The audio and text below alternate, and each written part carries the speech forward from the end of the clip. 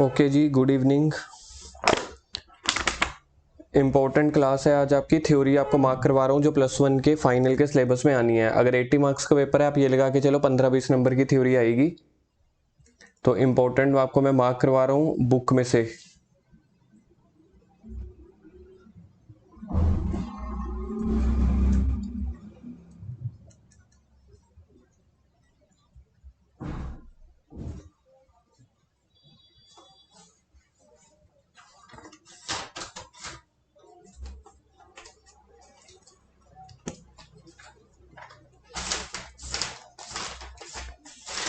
ठीक है जी, theory mark करवा रहा हूँ बुक में से।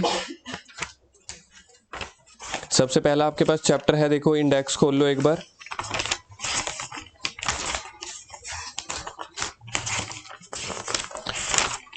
इंडेक्स देखोगे तो पहला चैप्टर आपके पास आ रहा है meaning and objective of accounts. तो इसमें मैंने ऑलरेडी पहले भी मार्क करवा रखी है, तो अब ये लगा कि चलो ये वाला चैप्टर तो आपको पूरा पढ़ना है। इस चैप्टर में से तो आनी ही आनी है पक्का।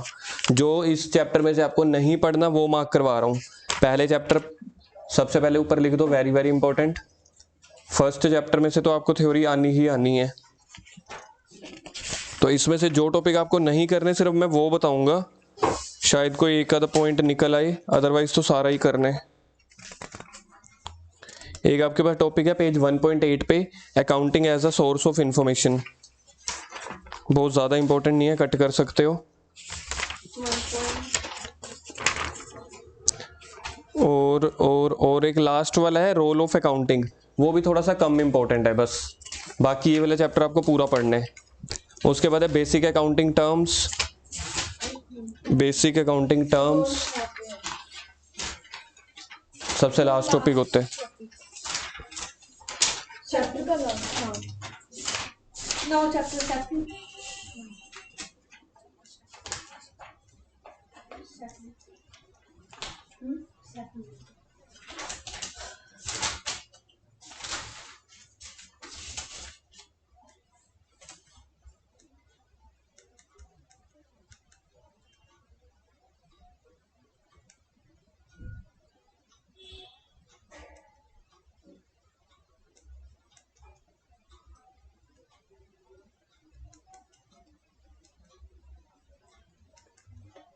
चलो सेकंड चैप्टर पे आपके पास जो आपने नहीं करना, एक आपके पास है third topic account.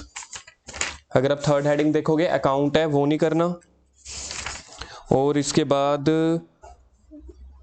Capital, current asset, intangible, ये सब करने हैं। इसमें जो आपके पास फिक्टिशियस और नॉमिनल एसेट्स हैं बहुत इंपॉर्टेंट है वो, फिक्टिशियस और nominal assets. Capital receipt, revenue receipt, ये तो समझ लो पेपर में आएगा ही आएगा। इसका एक अलग चैप्टर भी है। Capital receipt, revenue receipt, capital expenditure, revenue expenditure, इनमें से आप समझ लो पेपर में से एक क्वेश्चन तो आना ही आने। Deferred revenue expenditure very important.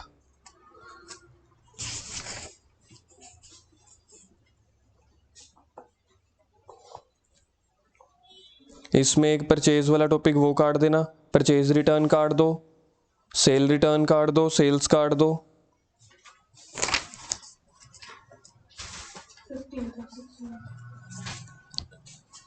उसके बाद डिस्काउंट का टॉपिक है ट्रेड डिस्काउंट और कैश डिस्काउंट, वेरी इंपॉर्टेंट। पूरे पूरे आने के चांसेस हैं पेपर में। ये वाला चैप्टर आपका अकाउंट्स का सबसे इंपॉर्टेंट चैप्टर है इस वजह से कि न्यूमेरिकल के पॉइंट ऑफ व्यू से, न्यूमेरिकल करने के लिए इस चैप्टर में टर्म्स थी तो वो आनी चाहिए। नेक्स्ट चैप्टर है अकाउंटिंग प्रिंसिपल। सबसे ज़्यादा थ्योरी आपको इसी चैप्टर में से आएगी। अगर 20 नंबर की थ्योरी आती है तो समझ लो 6 या 8 नंबर की सिर्फ इसी चैप्टर में से होगी, अकाउंटिंग प्रिंसिपल्स। जो आपको पढ़ने हैं, सबसे पहला है आपके पास गोइंग कंसर्न। जो जो आपने करने हैं वही टिक करते चले जाओ। गोइंग कंसर्न है, consistency, accrual, business entity, money measurement हम ऑलरेडी कर चुके हैं ये सारे। अकाउंटिंग पीरियड कॉन्सेप्ट ये आपके पास टोटल 11 तक हैं। जो 11th है ऑब्जेक्टिविटी कॉन्सेप्ट, वो सबसे लीस्ट इंपॉर्टेंट है। 11th वाले को लिख दो लीस्ट इंपॉर्टेंट। एक बार रीडिंग ले लेना, चल जाएगा। बाकी 10 के 10 करना, बाकी 10 के 10 करने हैं। उसके बाद फुल डिस्क्लोजर्स वो भी करना है आपको। Next convention of full disclosure, convention of materiality. अच्छा हाँ, ये करना। हाँ करने। उसके बाद मतलब ये तीनों पॉइंट करने हैं। कन्वेंशन ऑफ मटेरियलिटी भी, कन्वेंशन ऑफ कंजर्वेटिज्म, कंजर्वेटिज्म या prudence, very very important, already लिखवाया हुआ है पहले भी आपको। इसके बाद फोर्थ चैप्टर है process and bases of accounting. Process of accounting हमने बहुत बार किया हुआ है। प्रोसेस ऑफ अकाउंटिंग का दूसरा नाम होता है accounting cycle. Process of accounting का दूसरा नाम होता है अकाउंटिंग साइकिल। इसकी एक ही बार रीडिंग लेनी है आपको, लिख दो वंस रीडिंग। फुल चैप्टर नहीं, प्रोसेस ऑफ अकाउंटिंग के जो पहले 4 लाइनें हैं वो अच्छे से पढ़नी है, और जो उसके बाद डिटेल है ना, आइडेंटिफिकेशन, प्रिपरेशन ऑफ वाउचर, वो वंस रीडिंग, एक बार रीडिंग लेनी है। उसके बाद basis of accounting, very very very very important. Financial statement chapter में भी हमने बहुत बार डिस्कस किया है, कैश बुक वाले चैप्टर में भी। 2 तरह के बेसिस होते हैं, एक होता है कैश बेसिस, जिसका मतलब ये होता है कि जब भी कैश मिल रहा है आपको, सिर्फ वही ट्रांजैक्शन रिकॉर्ड करनी है जो कैश बुक में हम करते हैं। कैश बुक में अपन सिर्फ कैश और बैंक रिकॉर्ड करते हैं ना, क्रेडिट ट्रांजैक्शन रिकॉर्ड नहीं करते। और दूसरा है एक्रूवल बेसिस, ये तो हमारी अकाउंट्स की दूसरी कसम है। राहुल याद है, ये हमारी अकाउंट्स की दूसरी कसम। पहली कसम होती थी सेपरेट लीगल एंटिटी, दूसरी होती थी एक्रूवल बेसिस, कोई ट्रांजैक्शन जब भी आ जाए। तो इनका जो अगले पेज पे डिफरेंस है कैश बेसिस और एक्रूवल बेसिस का, पेपर में वही आता है। क्योंकि अगर आप डिफरेंस कर लोगे, नेक्स्ट पेज पे है कैश बेसिस और एक्रूवल बेसिस, मीनिंग अपने आप क्लियर हो जाएगा। नेक्स्ट है अकाउंटिंग स्टैंडर्ड्स। इसमें आप अकाउंटिंग स्टैंडर्ड के एक तो ऑब्जेक्टिव्स पढ़ सकते हो, एक सबसे पहले है वहां पे कॉन्सेप्ट ऑफ अकाउंटिंग स्टैंडर्ड, अगले पेज पे 4-5 लाइनों का टॉपिक है कॉन्सेप्ट ऑफ अकाउंटिंग स्टैंडर्ड, वो पढ़ना है। ऑब्जेक्टिव्स पढ़ने हैं, और बेनिफिट्स की सिर्फ हेडिंग याद कर लेना बस। नेक्स्ट है ना यूटिलिटी या बेनिफिट, उसकी सिर्फ हेडिंग्स। और उसके बाद जो कॉन्सेप्ट हो गया, ऑब्जेक्टिव हो गया, और बेनिफिट्स वाले की सिर्फ हेडिंग्स। ऐसे मत करो ना, आप सही तरीके से कर ही नहीं रहे, अंदर टॉपिक को टिक करो, बाहर इंडेक्स को नहीं। उसके बाद नेक्स्ट टॉपिक है इंड एएस, उसका मीनिंग, कैरेक्टरिस्टिक्स और ऑब्जेक्टिव्स। मीनिंग जो पहली 4 लाइनें दी हुई हैं, कैरेक्टरिस्टिक्स को लिख देना इंड एएस 5.4 पेज पे, हो सकता है पुरानी बुक में ना भी हो। लिमिटेशन ऑफ अकाउंटिंग स्टैंडर्ड्स के बाद का टॉपिक है, तो इसमें मीनिंग, कैरेक्टरिस्टिक्स और ऑब्जेक्टिव्स ये पढ़ लेना। नहीं वो नहीं। और एक आपके पास एक डिफरेंस है अकाउंटिंग स्टैंडर्ड और इंड एएस में। अगर आपकी टीचर कोई अच्छी सी टीचर है ना, तो इस बार ये क्वेश्चन पक्का डालेगी, क्योंकि ये नए रूल्स आए हैं। इंड एएस को बोलते हैं नए अकाउंटिंग स्टैंडर्ड, पहले अकाउंटिंग स्टैंडर्ड चल रहे हैं कई सालों से, इस बार नए लॉन्च हुए थे। तो इसका एएस का और इंड एएस का, एएस मतलब अकाउंटिंग स्टैंडर्ड्स, इंड एएस यानी कि इंडियन अकाउंटिंग स्टैंडर्ड्स, तो इन दोनों का डिफरेंस आने के पूरे चांस हैं। लिख दो, very important for exam, difference between as and Ind AS. अच्छी टीचर ही नहीं आने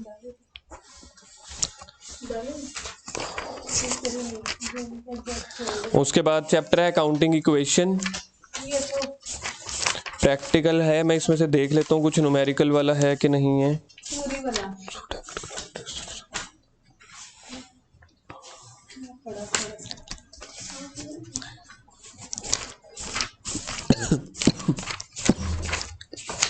आगे चलो, नेक्स्ट चैप्टर है डबल एंट्री सिस्टम। ये मैंने आपको कॉपी पे भी लिखवाया हुआ है। तो पहले meaning of double entry system important है बहुत, meaning of double entry system important है। प्रिंसिपल्स की सिर्फ हेडिंग्स, प्रिंसिपल्स की ओनली हेडिंग्स याद कर लेना। उसके बाद गोल्डन रूल्स दिए हो ना, classification of accounts, personal account, impersonal. Impersonal में आते हैं रियल और nominal, very very important. Classification of accounts हमने हमेशा पढ़ा है पर्सनल, रियल, नॉमिनल, लेकिन रियल और नॉमिनल को बोला जाता है इम्पर्सनल। तो ये आपको रूल्स भी याद रखने हैं, कॉपी पे ऑलरेडी लिखवा चुका हूं मैं। इसके अंदर एक पर्सनल के अंदर रिप्रेजेंटेटिव पर्सनल दिख रहा है, सी, वेरी इंपॉर्टेंट, जो आउटस्टैंडिंग या प्रीपेड के साथ रिलेटेड होते हैं, पेज 7.4 पे।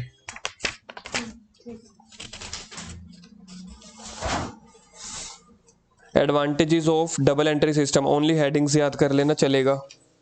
11 हैं, कोई 6 या 7 कर लेना। नेक्स्ट पेज पे advantages of double entry system, only headings भी चल जाएंगी। कौन सा पेज है? 7.2 बस से 1-2 पेज आगे कर लो। Advantages of double entry system. Next topic पे आ जाओ, ओरिजिन ऑफ ट्रांजैक्शन। स्टार्टिंग पे ही लिख देना चैप्टर के ऊपर ही, वेरी इंपॉर्टेंट फॉर थ्योरी। बस हमारे में नहीं है, हम्म, हमारे में भी नहीं। नेक्स्ट चैप्टर है, हाँ जी हाँ जी, नेक्स्ट चैप्टर है। थोड़ा हमारे में भी है। ऐसा नहीं होगा।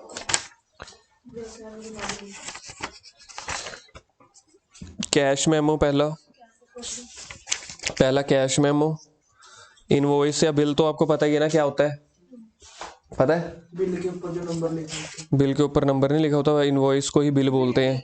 जिसको कहते हैं बिल है ये, इसका मतलब सिंपल, जब आप मार्केट में कोई सामान खरीदने जाते हो आपको जो बिल मिलता है उसको इनवॉइस बोलते हैं। Invoice and bill. उसके बाद डेबिट नोट है अगले पेज पे। तुक्के गलत हो गए तुम्हारे। या डेबिट बिजनेस में बिल्टी बोलते हैं उसको। नहीं बोलते, आप करो। बोलते हैं। जरूरी है जो आपको पता है कि वही होगा, बिल टिप इनवॉइस ही मैंने होता है। पढ़ा था। Debit note very very important, credit note very very important. इन दोनों में से एक पक्का आने वाला है पेपर में। डेबिट नोट और क्रेडिट नोट में से एक पक्का आएगा, राहुल लिख लेना आप, ठीक है? दोनों में से एक पक्का आने। उसके बाद वाउचर, नेक्स्ट पेज पे है वाउचर्स, वेरी इंपॉर्टेंट, स्टार डाल देना। हाँ, सिर्फ मीनिंग ऑफ वाउचर कर लेना। आगे आ जाओ जर्नल पे।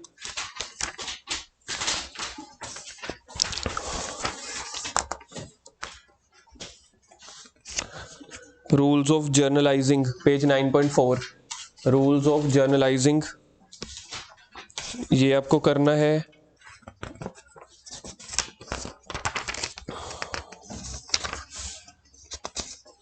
उसके बाद डिस्काउंट आ गया, फिर से ट्रेड डिस्काउंट, कैश डिस्काउंट, इसका डिफरेंस भी होगा नेक्स्ट पेज पे। Difference between trade discount and cash discount, 9.12। Difference between trade discount और कैश डिस्काउंट वेरी इंपॉर्टेंट। उसके बाद रिबेट का मीनिंग नेक्स्ट पेज पे। रिबेट का मतलब लिख लो लाइक डिस्काउंट। रिबेट का मतलब है लाइक डिस्काउंट। कहाँ पे है? 9.30 13 पे 13। उसके बाद है कंपाउंड जर्नल एंट्री, स्टार डाल देना। Compound journal entry important topic है।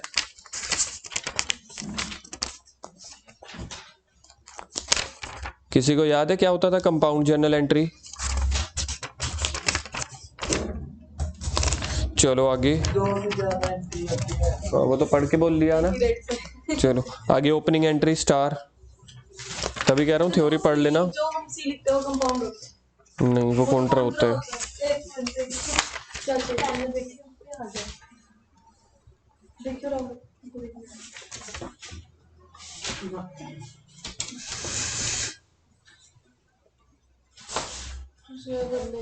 वो पड़ा है 4 प्रकार वाला।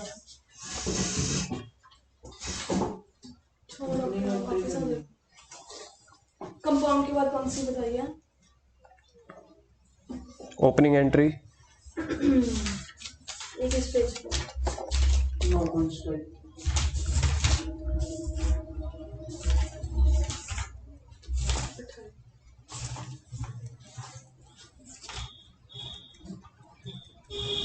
No point 29. 29.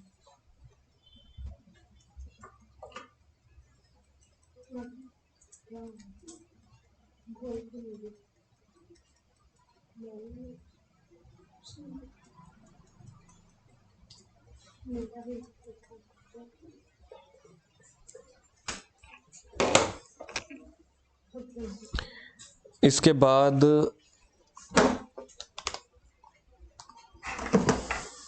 ओपनिंग एंट्री के बाद आप करो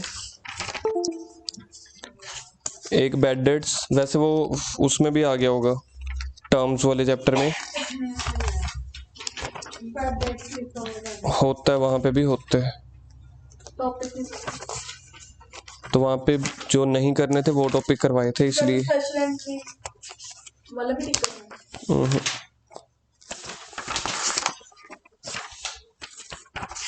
चलो अगले चैप्टर पे, जर्नल के बाद जीएसटी वाले चैप्टर पे, एक तो इसका मीनिंग, एक रेट स्ट्रक्चर, ये आ सकता है। नेक्स्ट चैप्टर है आपका जीएसटी, इसमें रेट स्ट्रक्चर है, और उसके बाद जहाँ पे इंपॉर्टेंट नोट्स दिए हुए हैं ना, इंपॉर्टेंट नोट्स दिए हुए हैं ना, वो सारे उनको लिख लो क्रैम, मतलब उसको याद रट्टा मारना है आपने, जो इंपॉर्टेंट नोट्स 4 दिए हुए हैं, बहुत इंपॉर्टेंट है। Characteristics of goods and GST important, characteristics of GST.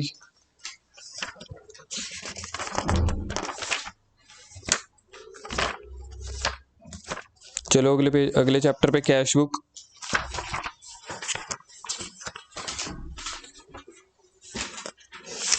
Cash book में सबसे पहले आपके पास हैं जो ये नीचे दी हुई है ना, ये सब्सिडरी बुक्स हैं 1 से लेके 6 तक, तो ये याद रखनी है आपको, सब्सिडरी बुक्स। उसके बाद कैश अकाउंट और कैश बुक का डिफरेंस होगा, अगले पेज पे देखो। वेरी इंपॉर्टेंट लिखवा। कैश बुक सब्सिडरी बुक्स का पार्ट होता है, कैश अकाउंट लेजर का।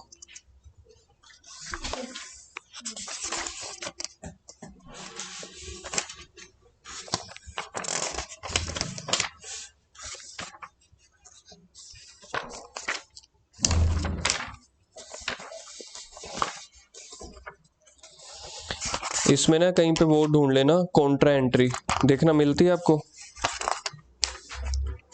Contra entry.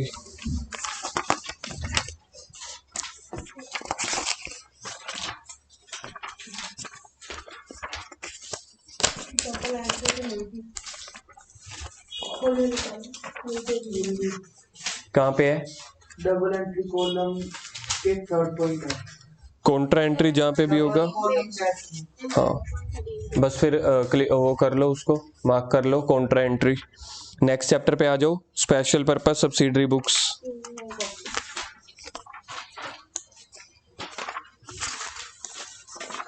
इसमें आपने टिक करना है जर्नल प्रॉपर को, जर्नल प्रॉपर या जनरल बुक, पेज 12.20 पे, पेज 12.20 जर्नल प्रॉपर। बस उसमें जो पहला पैराग्राफ है ना, 7-8 लाइंस, बस उतना ही करना है। नेक्स्ट 13 चैप्टर पे आ जाओ, नेक्स्ट 13 चैप्टर पे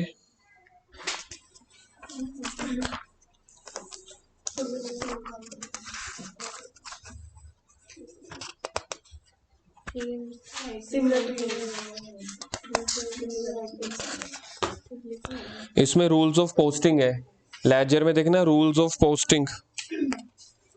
13 चैप्टर नेक्स्ट चैप्टर है बस, रूल्स ऑफ पोस्टिंग 1 से लेके 6 तक।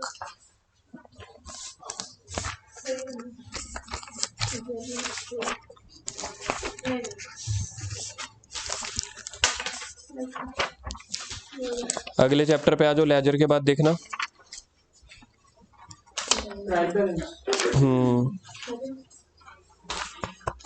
ट्रायल बैलेंस के characteristics, chapter number 14, page number बताना 14.2। Characteristics of trial balance. उसके बाद एक टॉपिक और है, बहुत ज़्यादा खतरनाक टॉपिक, मीनिंग करना है। बस मीनिंग कैरेक्टरिस्टिक्स में ही कवर हो जाएगा।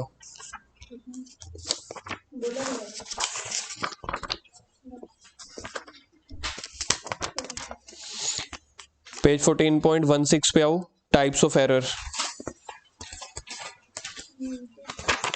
बड़ा सा टॉपिक होगा, 2 पेजेस का।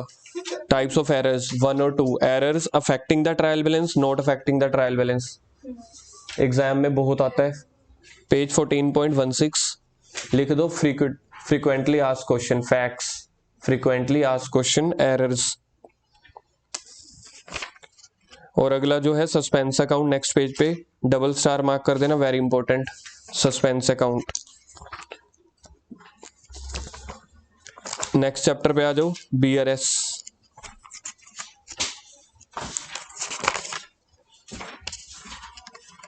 बीआरएस में अगले पेज पे ही आ जाओ, नेक्स्ट पेज पे, बीआरएस के कॉजेज ऑफ डिफरेंस, जो आप एडजस्टमेंट्स करते हो ना यहाँ पे, amount deposit but not credited, उनको बोला जाता है इंटरेस्ट डिपॉजिट। तो ये कॉजेज इंपॉर्टेंट टॉपिक है थ्योरी के लिए।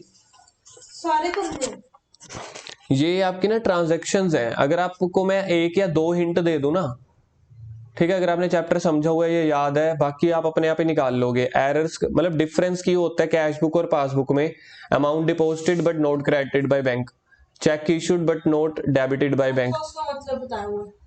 जो भी आपके न्यूमेरिकल एडजस्टमेंट है ये उसके रीजंस हैं थ्योरी में। Interest directly deposit by bank, direct payment deposit by customer into our bank, bank charge the interest, ये वो पॉइंट्स हैं जो आपकी ये एडजस्टमेंट्स होती है ना, बस ये थ्योरी में है। नेक्स्ट चैप्टर पे आ जाओ, डेप्रिसिएशन।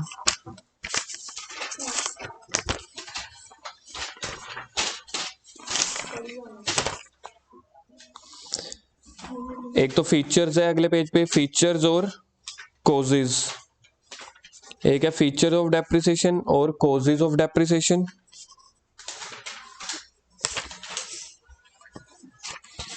बस यही है। अगले चैप्टर पे आ जाओ, provision and reserve. Provisions 17 chapter पे, प्रोविजन एंड रिजर्व पहले ही लिख दो ऊपर ही, सब में आ गया पागल। 17 चैप्टर के ऊपर लिख दो मस्ट इन एग्जाम, पेपर में आता ही आता है।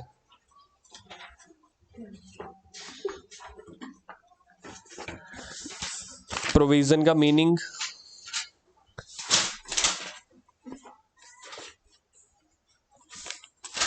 और कैरेक्टरिस्टिक्स, मीनिंग कैरेक्टरिस्टिक्स पर्पस में नहीं, पर्पस की सिर्फ हेडिंग्स कर लेना, पर्पस या इंपॉर्टेंस की सिर्फ हेडिंग्स।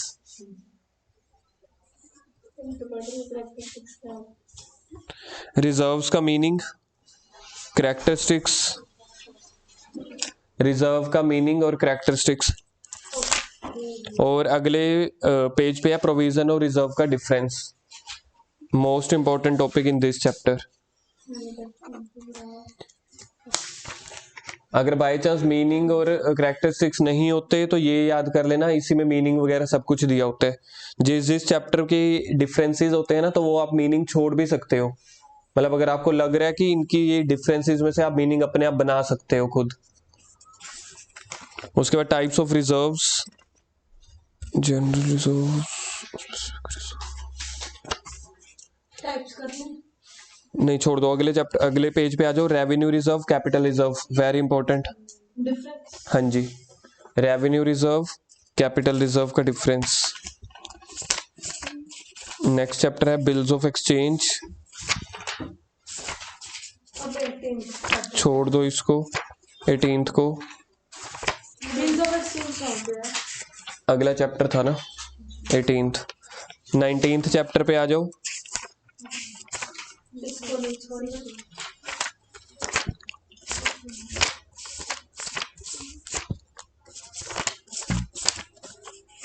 20 पे आ जाओ। जो भी रिजर्व और प्रोविजन वाला था वो चैप्टर का नंबर कौन सा था? 17।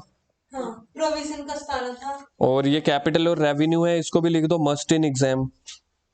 17 चैप्टर, 3rd चैप्टर, 20 चैप्टर, इन तीनों में से तो पक्का ही है। 3rd अकाउंटिंग प्रिंसिपल वाला, उसमें से पक्का आने। हाँ, 20 को भी मिलेगा। इसमें capital expenditure, revenue expenditure, very important difference है जो अगले पेज पे।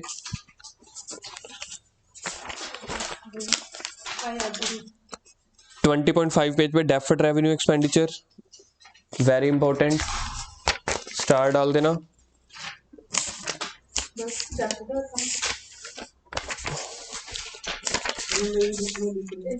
डिफरेंस नहीं है, बस दोनों के मीनिंग कर लेना।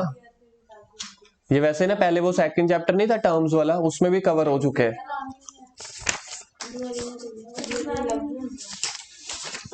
डेफर्ड क्या बोला? डेफर्ड रेवेन्यू एक्सपेंडिचर,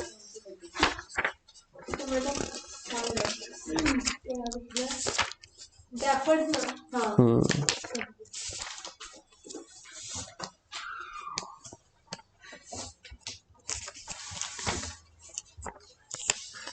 मैं बाद में नहीं आया तेरा नहीं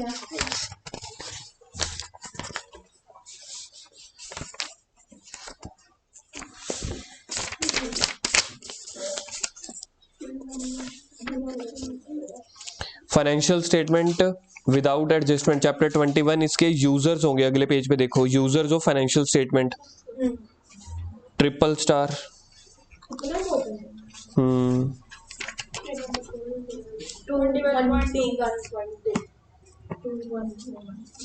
20 अगले पेज पे होगा, ऊपर छोटी सी हेडिंग होगी users of financial statement. 21 chapter है।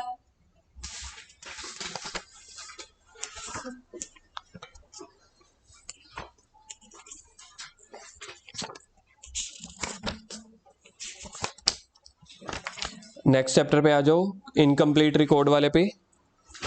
इनकम्प्लीट रिकॉर्ड वाले पे एक तो फीचर्स, अगले पेज पे है सैलिएंट फीचर्स। ये किसके फीचर हैं? Features of incomplete records. 23 chapter है, 23 चैप्टर खोला हुआ है तभी नहीं मिलेगा ना, ये तो नॉर्मल है। क्या करना है? सेकंड पेज देखो, सैलिएंट फीचर, उसके साथ में लिखो ऑफ इनकम्प्लीट रिकॉर्ड्स। एक minute. Salient features of incomplete records, ये करना है आपको। और एक आगे डबल एंट्री सिस्टम और इनकम्प्लीट रिकॉर्ड का difference, very important. Double entry और उसके बाद एक डिफरेंस है आपके पास बैलेंस शीट और statement of affairs. First 4 points, first 4 points only. या फर्स्ट 4 पॉइंट लिख लो या फिर एनी 4 पॉइंट्स, लेकिन सबसे पहले मीनिंग तो पक्का ही करना, ठीक है। और उसके बाद कंप्यूटर फॉर अकाउंटिंग वाला है आपके पास, है कंप्यूटराइज अकाउंटिंग वाला, उसमें से कुछ भी आ सकता है। नेक्स्ट है हाँ, जो इंट्रोडक्शन ऑफ कंप्यूटर वाला जो चैप्टर है, इंट्रोडक्शन ऑफ कंप्यूटर नहीं, उसके बाद है कंप्यूटराइज अकाउंटिंग। उसका क्या करना है? भाई ये तो आने ही नहीं आने? किसने बोला है? आने हैं? हाँ, किसने बोला नहीं आने? तो मतलब आए नहीं अभी तक। क्योंकि थ्योरी चैप्टर है ना, इस वजह से। कोई भी नहीं कराता। क्यों नहीं कराते? कंप्यूटराइज अकाउंटिंग सिस्टम में तो हो तो गई, ठीक तो बोल रहा है वो। क्या हो गया? हम नहीं स्कूल ही नहीं गए, हमें पता ही नहीं है करवाया कि नहीं करवाया। फिर जो गया उसको मानो ना। सिलेबस में वैसे चलो मीनिंग किसने कहा नहीं है? फिर बुक में क्यों है? नहीं, मार्क कर लेते हैं, जिस सिलेबस में हुआ तो कर लेते हैं। नहीं, मैम हर एक चैप्टर करवा रहे हैं, बता रहे हैं। पहले इस चैप्टर में उसने बताया। मीनिंग लिखो इसका। नहीं बराबर लिखा है। मीनिंग के बाद अगले पेज पे है फीचर्स, उसके बाद है डिफरेंस मैनुअल और कंप्यूटराइज का, एडवांटेजेस, क्या फीचर्स के बारे में? उसके बाद कंपैरिजन है ना, डिफरेंस। डिफरेंस नहीं है मैनुअल और कंप्यूटराइज अकाउंटिंग सिस्टम का, फीचर्स के बाद ही है। आपकी बुक में तो है, ऐसे बोलो ही मत। चैप्टर कौन सा खोला हुआ है? नंबर 24। हाँ, तो चैप्टर 26 चल रहा है ना, इसलिए नहीं मिल रहा होगा।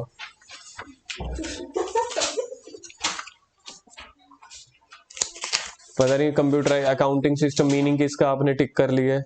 You must be proud on your self ना। तभी कोई चैप्टर तो कराया नहीं मैम। चलो फीचर को करो टिक, कंपैरिजन को टिक करो, एक मिनट। फीचर्स, कंपैरिजन, आगे एडवांटेजेस, मीनिंग का। लिमिटेशंस की सिर्फ हेडिंग्स। इसलिए हमारी इको की पूरी थ्योरी होगी कुल मिला के। ऐसा कुछ नहीं है। ज्यादा मैं देख रही हूँ जितनी पहले से बिल्कुल। और इसके बाद उसके बाद आपके पास नेक्स्ट पेज पे है ready to use software. Ready to use software, customized और टेलर मेड। अगर नहीं होता तो मीनिंग और एडवांटेजेस पढ़ लेना बस। इसी के साथ आपकी ये थ्योरी यहाँ तक की है। कस्टमाइज वाले, ready to use software, customize software, tailor made software. अगर पूरा नहीं होता तो इसका मीनिंग और एडवांटेजेस पढ़ लेना, ठीक है। तो ये आपकी सारी थ्योरी है, इसको आपने पढ़ के जाने। पढ़ के जाना। चलो